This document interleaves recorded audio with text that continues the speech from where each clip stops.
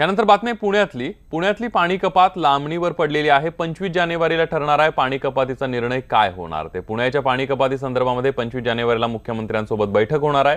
जलसंपत्ती प्राधिकरणाच्या आदेशाच्या अंमलबजावणीसाठी पालिकेला 1 आठवड्यांची मुदतवाढ सुद्धा देण्यात आलेली आहे।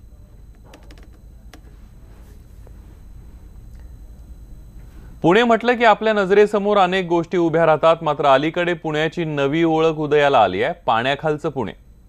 आजही आपण बघितलं की पुण्यामध्ये वेगवेगळ्या घटना घडत असतात।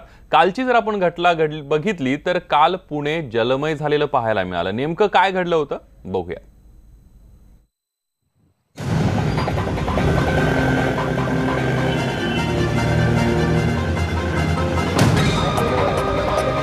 ही दृश्य पाहून तुम्हाला नक्कीच पावसाळ्याची आठवण झाली असेल, मात्र अंदाज लावण्याची इतकी घाई करू नका। हे पाणीदार दृश्य पाणी टंचाईची तलवार डोक्यावर घोंगावणाऱ्या आपल्या पुण्यातल्या सिंहगड रोडवरच आहे। पुणे महापालिकेच्या कर्तव्य दक्षतेचा हा ओसंडून वाहणारा पुरावा आहे।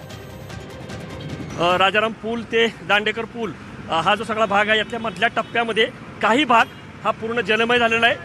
पर्वती जलशुद्धीकरण केंद्राचा वॉल्व नादुरुस्त झाल्यानं अख्खा रस्ता तब्बल 2 तास पाण्यात डुंबत होता। मी स्वतः जाऊन पाणी केले। वरती चुनाभट्टी जो एरिया आहे, वस्ती आहे, त्याच्यामध्ये 8 ते 10 लोकांच्या घरामध्ये पाणी होतं। वॉल ओपन करताना सगळं पाणी बॅक मारलंय। दुर्दैव म्हणजे बुधवारीच उत्तम नगरच्या पाईपलाईन मधून तब्बल 4 ते 5 लाख लिटर पाण्याची नासडी झाली।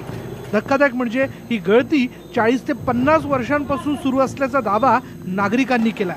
मी स्वतः त्याचे व्हिडिओ वगैरे काढले, इथल्या खासदारांना दाखवलं। त्यांनी मला ॲक्च्युली गुड वर्क म्हणून शाबाशी दिली होती सुप्रियाताई सुळेंनी, की आपण थांबवायचा प्रयत्न करूया। पण नंतर काय झालं तो विषयापर्यंत मी गेलो नाही, त्यांनी काही पाठपुरावा केला असं वाटत नाही। पुण्याला जवळपास 2 ते 3 धरणांच्या पाण्याचा आधार आहे, मात्र पालिकेची नियोजन शून्यता आणि नागरिकांच्या बेजबाबदारपणामुळे पुणेकरांवर पाणी टंचाईची टांगती तलवार आहे। कधी मोठ्या कालव्याला भगदाड पडल्यानं संसार पाण्याखाली जातात, तर कधी वॉल्व नादुरुस्त झाल्यानं रस्ते असे जलमय होतात। एकूणच काय तर विद्येच्या माहेरघरात जरा पाण्याविषयीची साक्षरता वाढीस लागली तर असे प्रसंग ओढावणार नाहीत। अद्वैत मेहता, न्यूज 18 लोकमत, पुणे।